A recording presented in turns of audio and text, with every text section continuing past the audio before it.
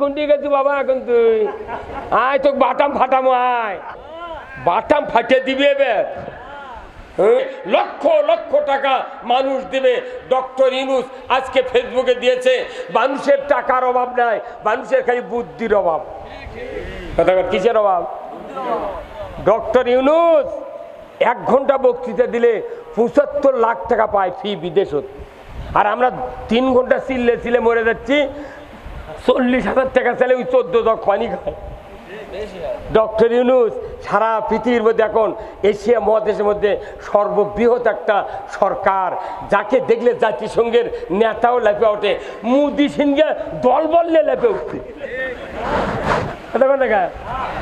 হ্যাঁ ময়না মরদ আছে ওরা ইংরেজি শুনলে মনে খবর পড়ছে কি রে বাংলাদেশ যে একটা দেশ এটা এবারকে পরিচয় হচ্ছে সেদিন 82টা দেশের উদ্যোক্তা আছে বাংলাদেশে বিনিয়োগ করবি ইউনূস সাহেব কত টাকা দরকার আমরা বাংলাদেশকে সিঙ্গাপুর বানিয়ে দেব অভাব থাকবে না জিরো টলারে আসবে দুস্থ মানবতার সেবা জিরো টলারে আসবে এরপরে আপনার এই বায়ু দূষণ করবে সরকার এরপরে আপনাকে বেকারত্ব দূর করবে সরকার এটা কোরআনের ভাষা পৃথিবীর সব দেশে এইগুলি করে আমার বাংলাদেশে নাই আর শূন্য নির্বাচনের সাথে যারা জড়িত এরা যদি কোনো রকমের জাল ভোট দুর্নীতি করে যাবজ্জীবন কারাদণ্ড দেওয়া হবে যাবজ্জীবন কারাদণ্ড আবার ভোট চুরি করবো বাটাম ফাটিয়ে দিবে এবার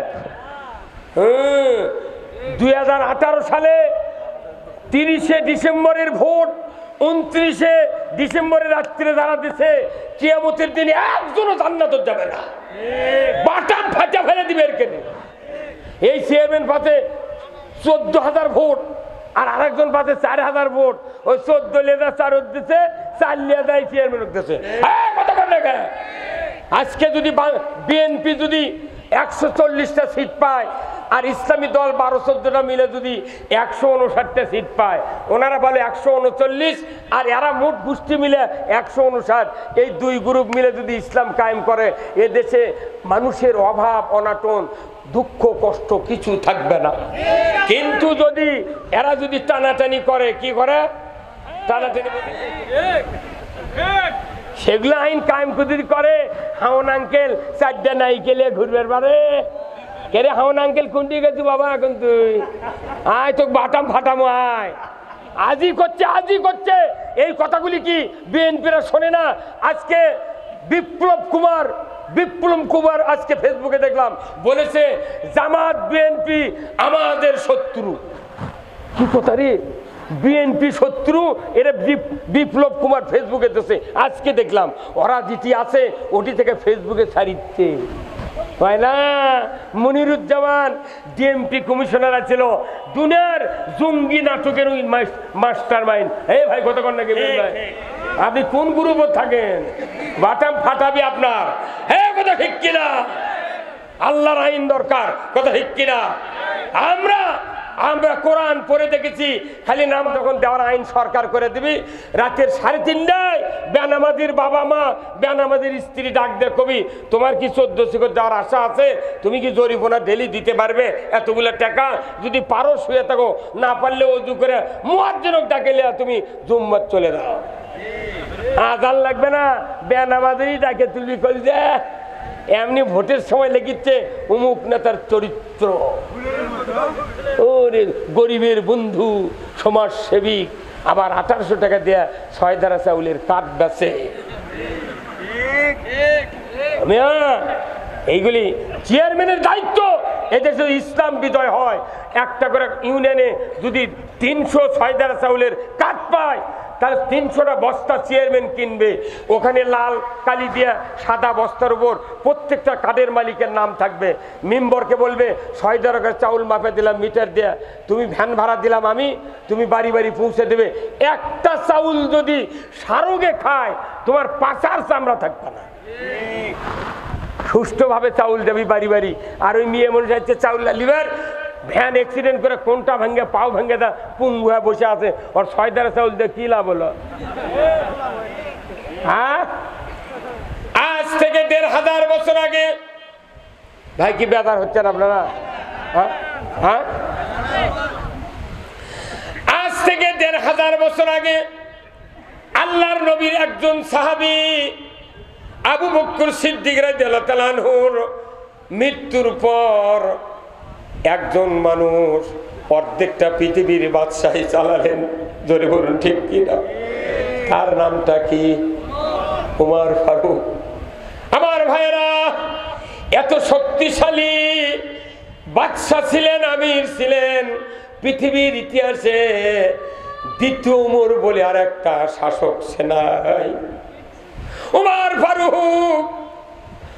যে নবীকে কতল করতে গিয়েছিল, আবু জাহেল বলল, রে মক্কার লোকেরা, মুহাম্মদ এমন একটা ধর্মের প্রচার করছে যারা শোনে তারা আর আমাদের দলে থাকে না, মুহাম্মাদের দলে চলে যায়। কে আসরে মক্কার যুবকেরা, আমি 100টি উট দেব, ওই মুহাম্মাদের মাথাটা কেটে আমার কাছে এনে দিবে, 100টি উট পুরস্কার দেব। মক্কার আইয়ামে জাহিলিয়াতের ওই ময়দানে একজন মানুষও সাহস পায় নাই, আমি কাল্লা কাটবো।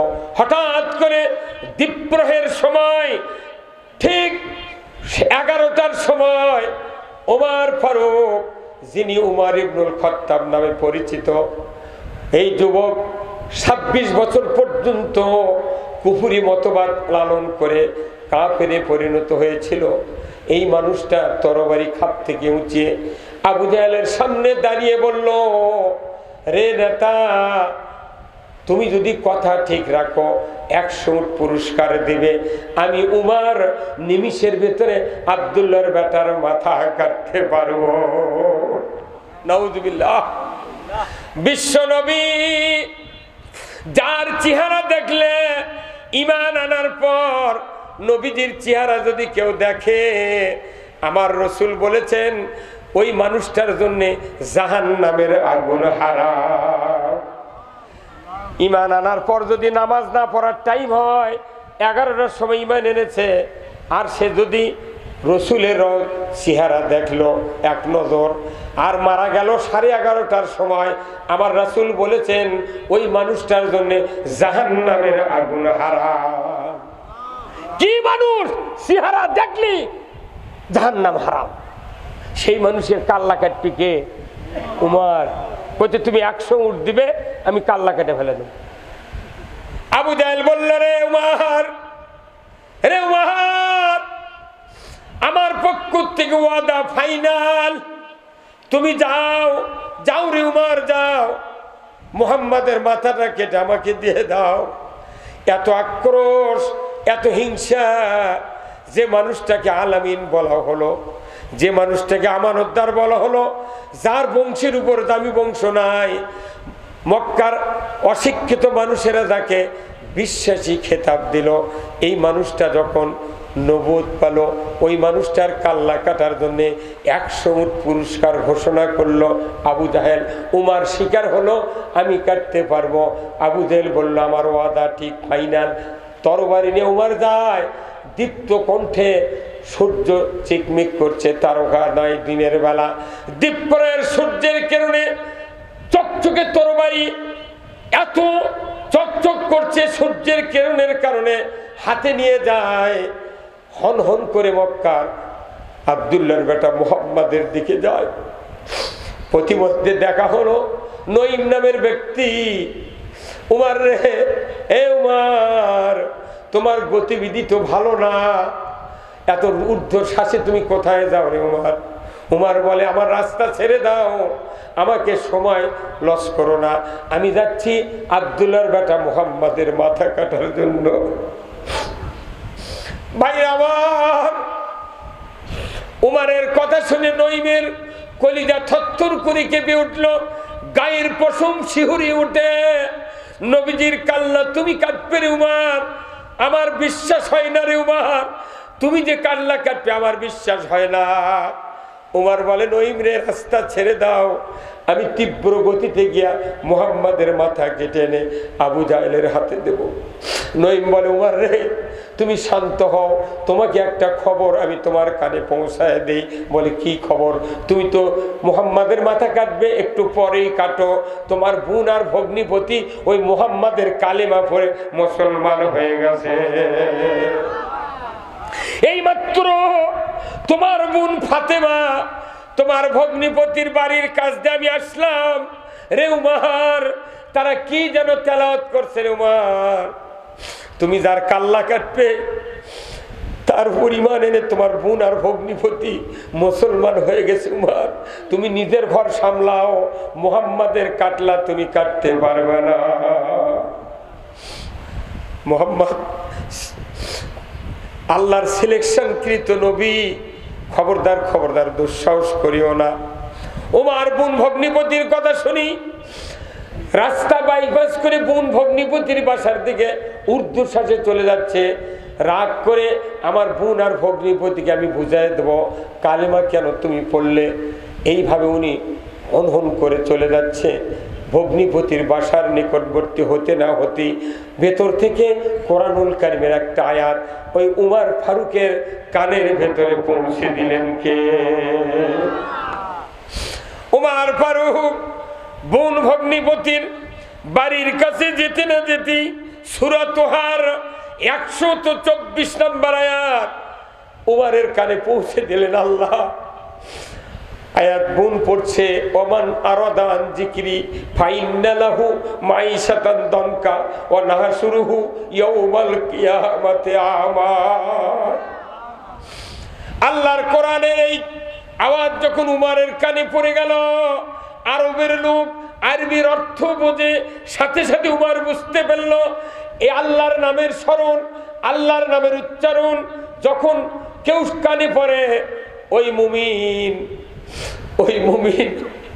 ওই মুমিন যদি শোনার পর যদি কোরআনের পক্ষে চলে তাহলে ওই মুমিনটা আসল মুমিন। আর যদি কোরআনের আওয়াজ শুনলো, আল্লাহর জবানের বয়ান শুনলো, যদি বিপরীতমুখী চলে, আমার আল্লাহ বলেছেন তার জীবনে যত জীবিকা আছে সব সংকীর্ণ করে দেওয়া হবে। কোরআন শুনলো কিন্তু কোরআনের পথে চললো না, আল্লাহ তার জীবিকা সংকীর্ণ করে দিবেন। কার কথা? আল্লাহর কথা। এরপরে বলা হলো এইভাবেই যদি তাদের গতিবিধি হয়, আল্লাহ যা বলেছেন সেই দিকে চলে না, মানুষ যা বলেছে সেই দিকে চলে। আমার আল্লাহ বলেছেন আমি কিয়ামতের দিন তাদেরকে অন্ধ করে উঠাবো। এই কথা যখন উমর কান দিয়ে বুঝতে পারল, যখন এত রাগ পয়দা হয়ে গেল, উমর আর বাহিরে থাকলো না, চিৎকার করে ভগ্নিপতির বাড়িতে ঢুকে তরবারির উল্টা পিঠ দিয়ে বোন আর ভগ্নিপতিকে আচ্ছাতরে প্রহার করতে লাগলো। ঈমান আনার পর তাকে ধন্যবাদ না দিয়া তরবারির আঘাত করে তাদেরকে রক্তাক্ত করে দিল। বল ঠিক কিনা? আজকেও বাংলাদেশে সারা পৃথিবীতে ফিলিস্তিনিতে কোরআনের পক্ষের লোকদেরকে ইসরায়েল বোমা মারে। কথা ঠিক কিনা? বোমা মেরে মেরে মুসলমানদেরকে শেষ করে দেয়, মুসলমানদেরকে জেলে তুলে হামলা করে, মামলা দেয়। মুসলমান হলি রাজাকার আর জঙ্গি বলে। কথা ঠিক কিনা? আমার ভাইরা, উমর ফারুক ভেতরে ঢুকে প্রহার শুরু করে দিল। মারতে মারতে এক পর্যায়ে তরবারির উল্টা পিঠের আঘাত ভগ্নিপতির মাথায় এত জোরে লেগেছে, রক্ত ফেটে, মাথা ফেটে রক্ত ফিনকি দিয়ে বেরিয়ে উমরের গা মেখে গেল। বোন বলে ভাইজান রে, তোমার কি দয়া হয় না? আমার স্বামীকে তুমি মেরো না, আমাকে মেরে মেরে শহীদ করে দাও। তোমার ভগ্নিপতির মাথা ফেটে রক্ত বেরিয়ে যাচ্ছে, তোমার কি দয়া হয় না? উমর যখনই রক্তের দিকে তাকায়ছে, আল্লাহ রব্বুল আলামিন উমরের কলিজার ভিতরে আল্লাহর কোরআনের ভালোবাসা পয়দা করে দিয়েছে। উমর রক্ত দেখার সাথে সাথে এমন একটা হেদায়েতের ছোঁয়া আল্লাহ তাআলা উমরের কলিজায় দিয়েছেন।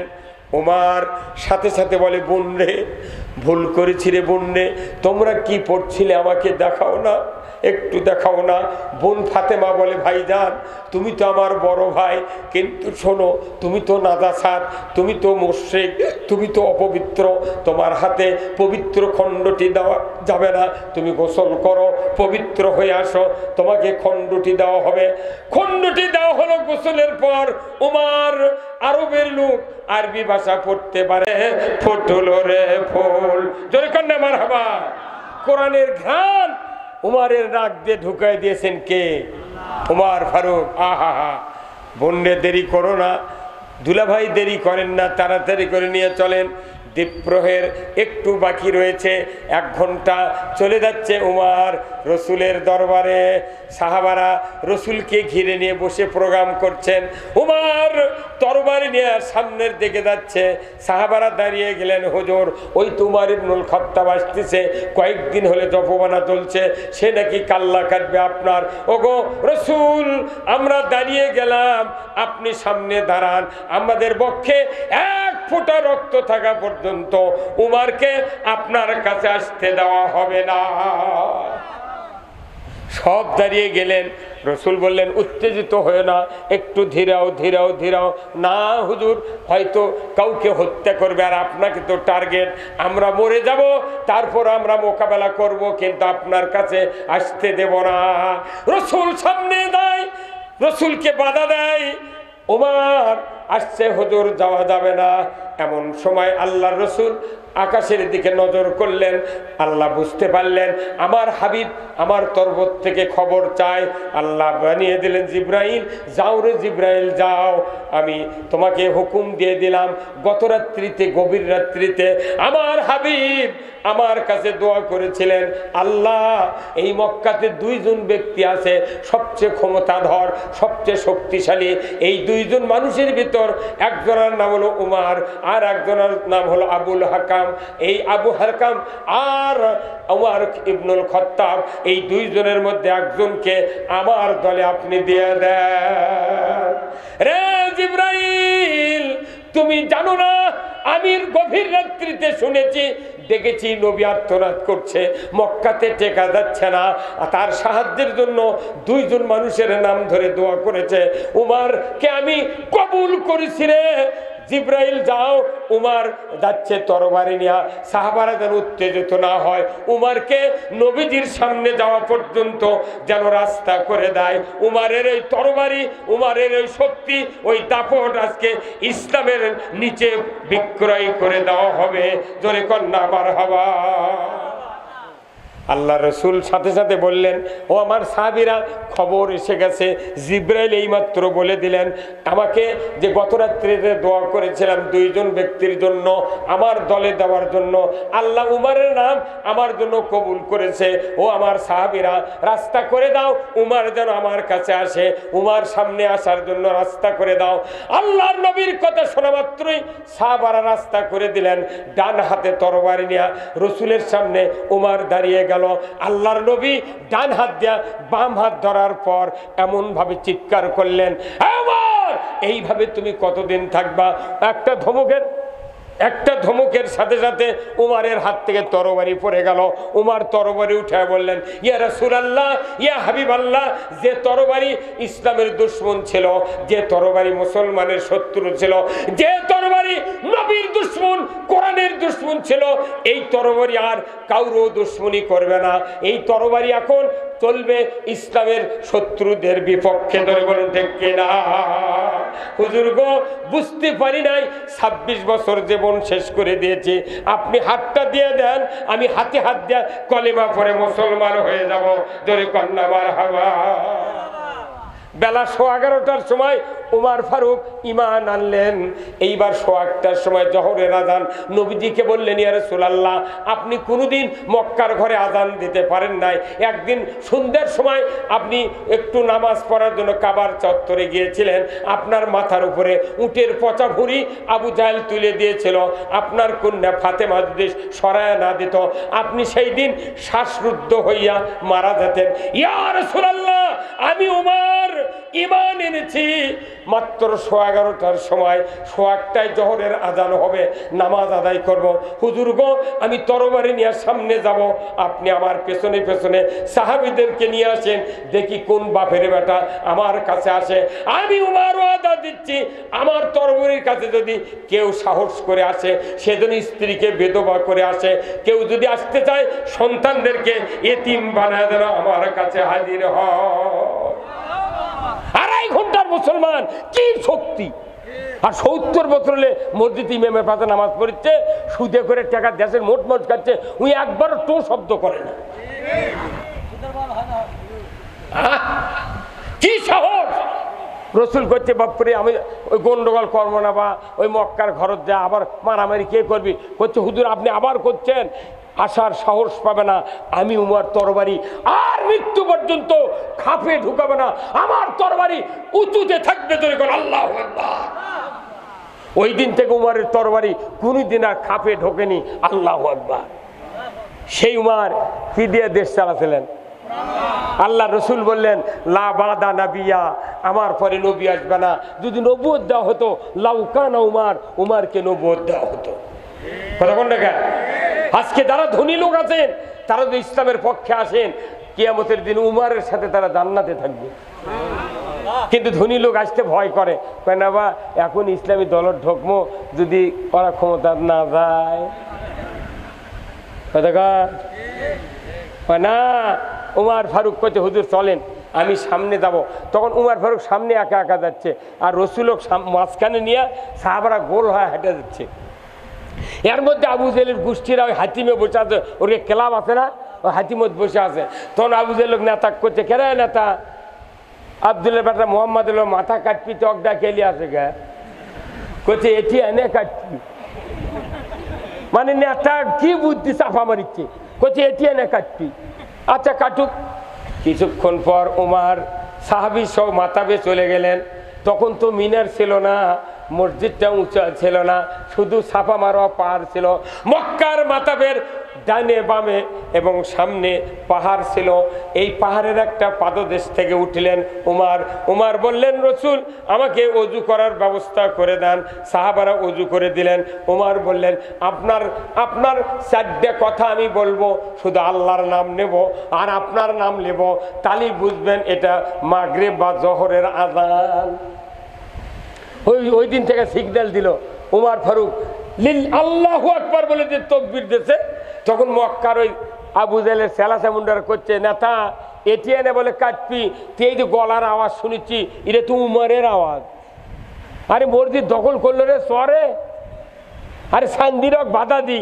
তোর আবু জেল করছে পারিদা, কি করছে পারিদা। উমার গেছে ইমানে নিছে, আবু জেলের বাবার টিংরি নাই, ওটা বাধা দেয়। কথা কন না কে? আমরা না হুজুর মানুষ, এনা নামাজ পড়ে বক্তৃতা দিয়ে দেখা আমাকে গুণ বের চায় না। ধনী দিন মানুষ করতে ওর কে বক্তৃতার কাম বাজিতে, আমরাই তো ক্ষমতার দাম।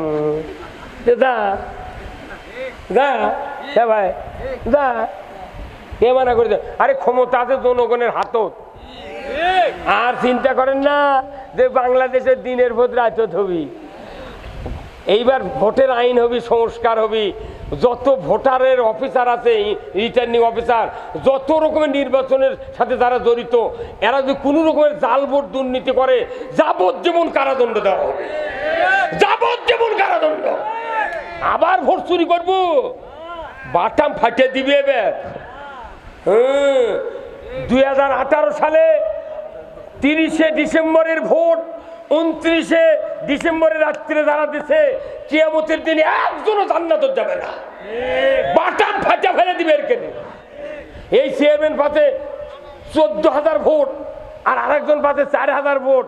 ওই 14 লেদা 4 দিচ্ছে, 4 লেদা চেয়ারম্যান দিচ্ছে। আজকে যদি বিএনপি যদি 140টা সিট পায়, আর ইসলামী দল 12-14টা মিলে যদি 159টা সিট পায়, ওনারা বলে 139, আর এরা মোট গোষ্ঠী মিলে 159। এই দুই গ্রুপ মিলে যদি ইসলাম কায়েম করে, এ দেশে মানুষের অভাব অনাটন দুঃখ কষ্ট কিছু থাকবে না। কিন্তু যদি এরা যদি টানাটানি করে, কি করে টানাটানি বোঝেন? এই যে এটা মনে করেন দড়ি, এটা কি এই দড়ি খুব নরম, তাই না? এখন এই দিক ইসলামী দলেরা, এই দিক হচ্ছে বিএনপি। যদি দুই গ্রুপ টানাটানি করে, মাঝখানে ছিঁড়ে গেলে দুইজনই মাথা ঠাকনা কা পরে দেবি। দুইজনের মাথা যখন ভাঙ্গে যাবি, আর একজনের কবি কাহিরে দে বাড়ি এর করুক, ওই তো উঠে দৌড়ের বাড়িতে না, মাথা দিয়ে তো ভাঙ্গে পড়ে গেছে, খালি মুকুট লাঠি দিয়ে পিটপি। এই কথা কন না কা মিয়া, ইসলাম বিজয় হলে প্রত্যেকটা মানুষের উপকার। সুদ বন্ধ হলে হিন্দুর উপকার, সুদ বন্ধ হলে পীরের উপকার, সুদ বন্ধ হলে জামাতের উপকার, সুদ বন্ধ হলে বিএনপির উপকার, আওয়ামী লীগের উপকার, জাসদের উপকার, জাতীয় পার্টির উপকার। কথা ঠিক কিনা? সুদ হারাম হলেই আপনি জান্নাতে যাওয়ার সুযোগ পাবেন। পর্দা ফরজ হলে সবার উপকার। আপনার যদি জেনা বন্ধ করার আইন পাস করা হয়, পুরুষের কোমর মহিলার সিনে বলতো মাটির ভেতর গাড়ি দিয়ে আদলা পিকেট দিয়ে যদি একটা বিচার যদি ডিসেল লাইনে দেখানো হতো, বিটিভি, এনটিভি, এসিটিভি, 21, 24, 71, 75, 76, যুগান্তর, দিগন্ত টেলিভিশনে দেখানো হতো, চেয়ারম্যান, ভাইস চেয়ারম্যান, শিক্ষক, ম্যাডাম, ছাত্র ছাত্রী, যুবক যুবতী, নেতা নেত্রী, জানা তো করা দূরের কথা, 6 মাস খুঁজলে মোবাইলত মিস কল পাওয়া যাবে না। হ্যাঁ কথা বল না কেমন? হ্যাঁ চুরি করবেন, ঠিক? হ্যাঁ, সেগুলো আইন কায়েম করে। হাওন আঙ্কেল 4টা নাইকেলে ঘুরবের বারে কে রে? হাওন আঙ্কেল কোনটি গেছি বাবা? এখন তুই আয়, তো বাটাম ফাটামো, আয়। আজই করছে এই কথাগুলি কি বিএনপিরা শোনে না? আজকে বিপ্লব কুমার আজকে ফেসবুকে দেখলাম বলেছে জামাত বিএনপি আমাদের শত্রু। কি কথা রে? বিএনপি শত্রু? এরা বিপ্লব কুমার ফেসবুকে দিচ্ছে। আজকে দেখলাম ওরা যেটি আছে ওটি থেকে ফেসবুকে ছাড়িচ্ছে, হয় না? মনিরুজ্জামান ডিএমপি কমিশনার ছিল, দুনিয়ার জঙ্গি নাটকের ওই মাস্টার মাইন্ড। এই ভাই কথা কন নাকি ভাই? আপনি কোন গ্রুপে থাকেন? বাটাম ফাটাবি আপনার। হ্যাঁ কথা ঠিক কিনা? আল্লাহর আইন দরকার, কথা ঠিক কিনা? আমরা কোরআন পড়ে দেখেছি, খালি নামাজ রোজার জিকিরের বক্তৃতায় পুরো কোরআন হলো রাজনীতির কিতাব, যুদ্ধের কিতাব, মানুষের শান্তির কিতাব। কুল্লাহাবিতু মিনহা জামিয়া ফাইম্মা ইয়াতিয়ান্নাকুম মিন্নি হুদান ফামান তাবিয়া হুদায়া ফালা খাউফুন আলাইহিম ওয়ালা হুম ইয়াহজানুন। আমার ভাইরা, আপনাদেরকে আমি আন্তরিক মোবারকবাদ জানাচ্ছি যে এই গ্রামের এই যুব সমাজগুলি এমনভাবে একটা দ্বীনের ফাউন্ডেশন করেছেন। এই দ্বীনের ফাউন্ডেশনের সাথে আপনার সহযোগিতা করবেন। এনারা টাকা দিয়ে, আপনাদের কাছ থেকে টাকা নিয়ে তারা মানুষের খেদমত করবে, রাস্তা ভাঙে দেবে, রাস্তা করবে, প্রসব বেদনা উঠেছে টাকা নেয়, টাকা দেবে, অভাব আছে টাকা দেবে, চিকিৎসা করতে পারতেছে না টাকা দেবে। এই সংস্থাকে আপনারা দেখবেন, রসুলের যে জাতীয় সংস্থা ছিল হিলফুল ফুজুর, এই দ্বীনের দান ফাউন্ডেশন একই কায়দায় কাজ করবে, কিন্তু তাদেরকে ঈমান আনতে হবে, আল্লাহর পক্ষে থাকতে হবে, আল্লাহর আইনের পক্ষে থাকতে হবে। এখানে লক্ষ লক্ষ টাকা মানুষ দেবে। ডক্টর ইউনূস আজকে ফেসবুকে দিয়েছে, মানুষের টাকার অভাব নাই, মানুষের খালি বুদ্ধির অভাব। কিসের অভাব? ডক্টর ইউনূস 1 ঘন্টা বক্তৃতা দিলে 75 লাখ টাকা পায় ফি বিদেশত, আর আমরা 3 ঘন্টা চিল্লে মরে যাচ্ছি। 40,000 টাকা চাইলে ওই 14 জগ পানি খায়। ডক্টর ইউনূস সারা পৃথিবীর মধ্যে এখন এশিয়া মহাদেশের মধ্যে সর্ববৃহৎ একটা সরকার, যাকে দেখলে জাতিসংঘের নেতাও লেপে ওঠে। মোদি সিংহে দল বললে লেপে উঠছে। হ্যাঁ ময়না মরদ আছে, ওরা ইংরেজি শুনলে মনে খবর পড়ছে। কি রে, বাংলাদেশ যে একটা দেশ, এটা এবারকে পরিচয় হচ্ছে। সেদিন 82টা দেশের উদ্যোক্তা আছে বাংলাদেশে বিনিয়োগ করবি। ইউনূস সাহেব, কত টাকা দরকার? আমরা বাংলাদেশকে সিঙ্গাপুর বানিয়ে দেব, অভাব থাকবে না, 0 টলারে আসবে, দুস্থ মানবতার সেবা 0 টলারে আসবে। এরপরে আপনার এই বায়ু দূষণ করবে সরকার, এরপরে আপনাকে বেকারত্ব দূর করবে সরকার। এটা কোরআনের ভাষা। পৃথিবীর সব দেশে এইগুলি করে, আমার বাংলাদেশে নাই। আসুন না এই দেশটাতে আপনাদের ঘরের সন্তানেরা, এরা যুব সমাজ এমন একটা ফাউন্ডেশন করেছেন, আপনাদের টাকা আছে, আপনি কত টাকা মানুষকে দেন? আপনি যদি একজন মানুষ 1000 করে টাকা বছরে 2 বার 2000 টাকা এই ফাউন্ডেশনে দেন, যদি এখানে 10 লাখ টাকা হয়, নিয়মিত হিসাব হবে এই এলাকার 100 জন দরিদ্র লোককে 1 বছর দান করবে, কাপড় দিবে, অসুখের চিকিৎসা দিবে, তাদেরকে রিক্সা কিনে দেবে, ভ্যান কিনে দেবে, তারা স্বাবলম্বী হবে, আর কোনোদিন মানুষের কাছে ভিক্ষা যাবে না। এই বাংলাদেশে এইবার যদি 1000 কোটি টাকা যাকাত আদায় করা হতো, 1 কোটি লোককে 1 লাখ করে টাকা দেওয়া হতো। কিন্তু যাকাত তো সরকার আদায় করে না, কোরআনে আছে যাকাত আদায় করবে সরকার। আমিলিনা আলাইহা, যাকাত আদায়কারী কর্মচারী থাকবে, তার থেকে বেতন নিবে এই যাকাতের কর্মচারী। বাংলাদেশে যাকাত আদায়ের কর্মচারী নাই, কিন্তু সুদ গায়ে গায়ে আদায় করার কর্মচারী আছে। কি কথা কন না ভাই? এগুলো বড় বড় লোক, চেয়ারম্যান, মেম্বার, এমপিরা যদি মাহফিলে বলতো, আমাকে এগুলো কথা কয় লাগতো না। ওনারা বলে না দেখে ওনারা কয় আল্লাহর ওলি, আর আমরা বলি দেখে আমার কয় রাজাকার আর জঙ্গি। কিন্তু কোরআন শরীফ পড়লে ঘুম ধরে না। আমার 47 বছর বক্তৃতার বয়স। আমি 1976 সনে দাখিলি পরীক্ষা দিয়েছি, 74-এর ব্যাচ ছিলাম। কিন্তু শেখ মুজিবুরের 9 মাস আন্দোলন, স্কুল বন্ধ, আবার 1 বছর আপগ্রেডে পড়েছি। আমার আব্বা ভাইয়েরা বলেছে যে তুমি হাই স্কুলে পড়ো। আমি বললাম না, আমি মাদ্রাসাত পড়বো। জোর করে ভর্তি করে দিয়েছে, আমি পড়ে যা মাদ্রাসাত ভর্তি হয়েছি। আমি 76 সনে দাখিল পাস, আজ আমার বয়স 67 বছর। তারপরে ইংরেজ চেয়ারম্যানের মতো 10 জন চেয়ারম্যান আমার কান্দ তুলে দিলে নিয়ে চলে যাও। কথা বল না, হ্যাঁ কথা বল না আপনি। আল্লাহ